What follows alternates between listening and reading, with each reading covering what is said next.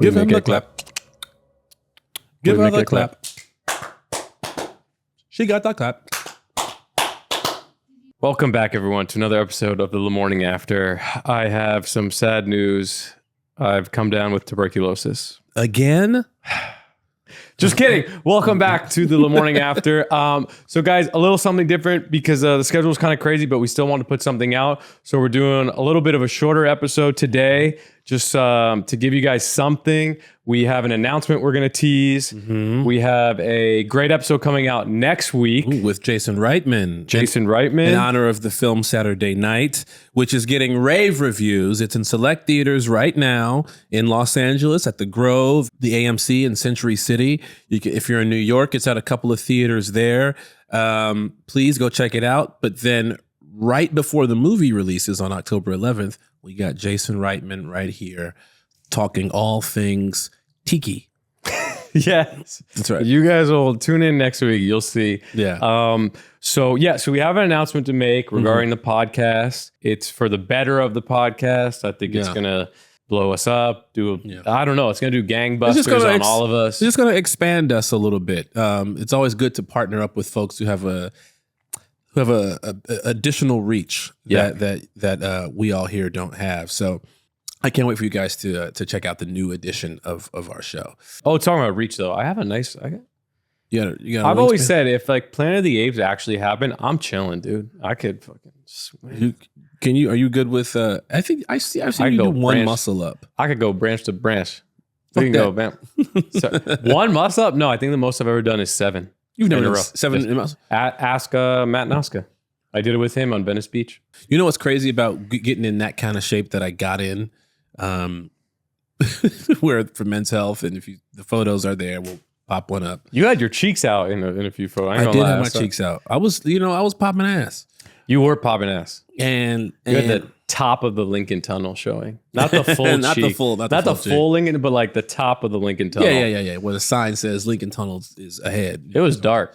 Yeah. I mean, but I pull these pants down. It's lights out. Ain't nothing but darkness down there. It's all darkness. And then it's all over Instagram. Like you post it on Instagram, people share it or whatever. People associate you with that forever. And now that my belly has returned, I've been going on dates here and there. And then the look is like as if they've been catfished. Oh, yeah. You kind of are catfish. I'm not going to lie. Because I got in the shape and then it was like getting the attention of certain lovely young ladies. Mm-hmm. And then they would go like, oh. What is all this here? It's like, oh, I stopped training. Like, because during that time, I was so tired.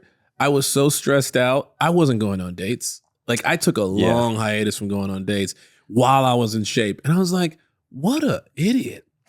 That's when you wanted to capitalize. That's when I should have capitalized, But last time I did that, last time I got in shape and capitalized, got the beautiful little girl out of it.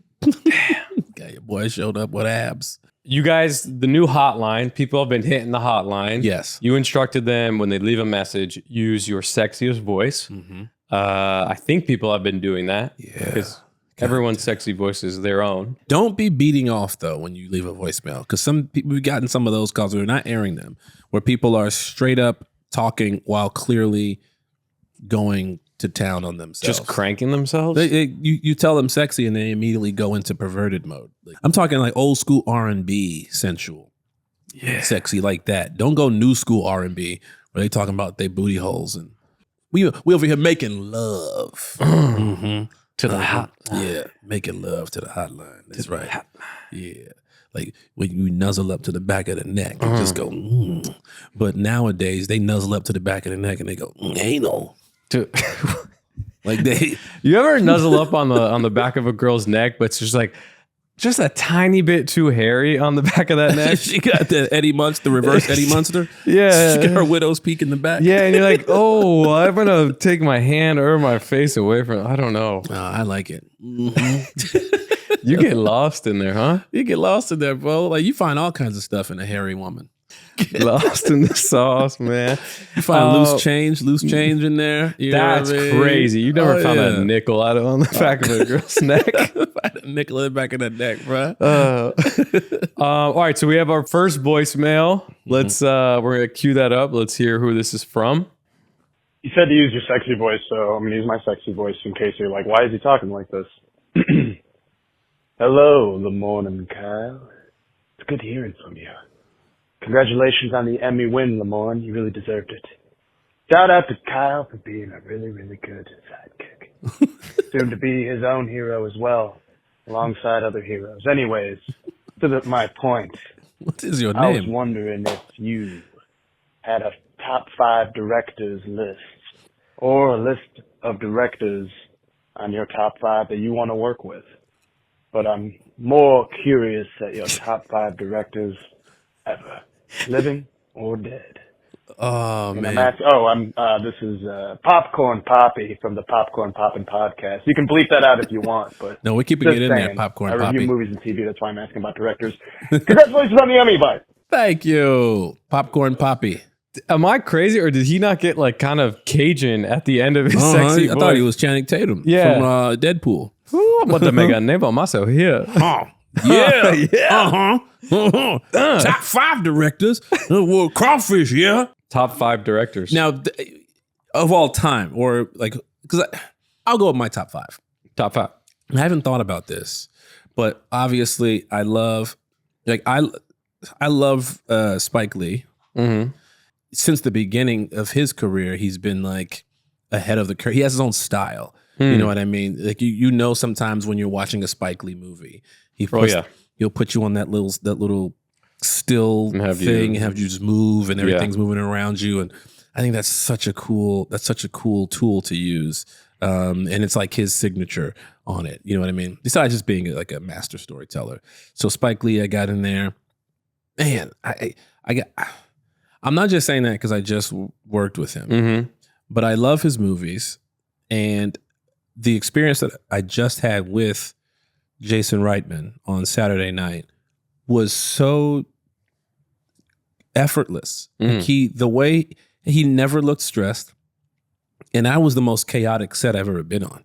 There's 80 speaking roles. You know what I mean?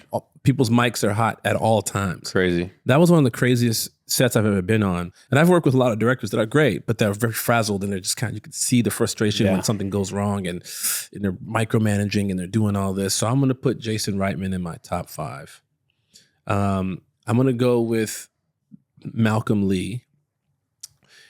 Malcolm Lee is I did Barbershop with Malcolm Lee, and it's so many characters in it. A lot of his movies have like ensemble casts.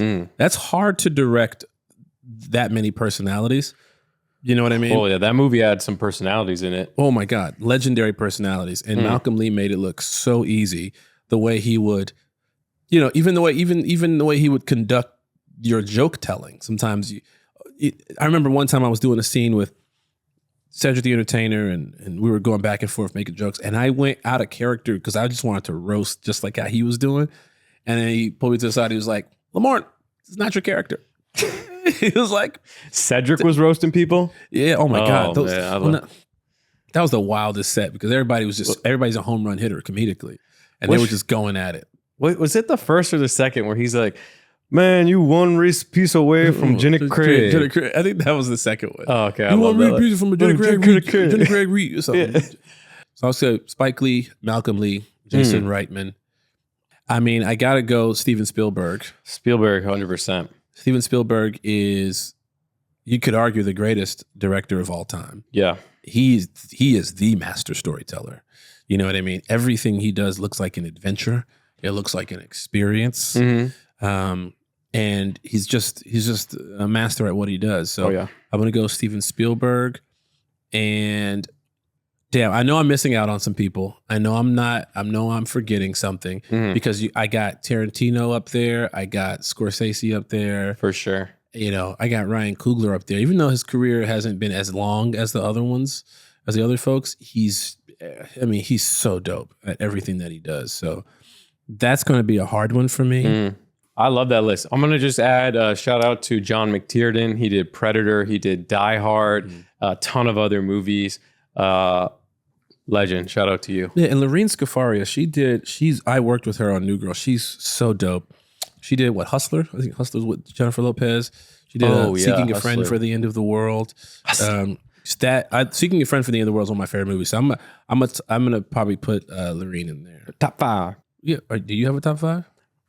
No, you said it's some great people. I'm just added John McTiernan to that list. I wonder who I'm missing out on that list. Like, so who are some of the like Fellini, John Woo? John Woo. I'm so stupid. Avatar. James Cameron. James Cameron. Like James Cameron. There's a ton, dude. There's so many. Let's start listing our favorite movies. Like the Wachowski siblings now, right?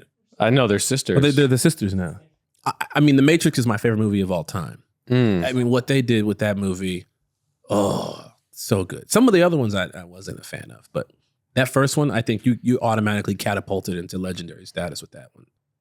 Judd Apatow. Oh, yeah. Judd Apatow. Ooh, so I'm going to have to go back and throw Judd Apatow in my top. He brought in like a whole new wave of comedy and movies, and he killed it. Yeah, Tim Burton. Tim Burton. Oh boy, man. Yeah, so Judd Apatow, I definitely will. Ooh, I got to retool this top 5. What's it called? Gladiator. Ridley Scott. Yeah. Oof. Ooh, Ridley Scott. You see the trailer for Gladiator 2? Yeah, Ridley Scott. Yeah. I'm trying to think. There's foreign directors too that we haven't even like addressed. Who?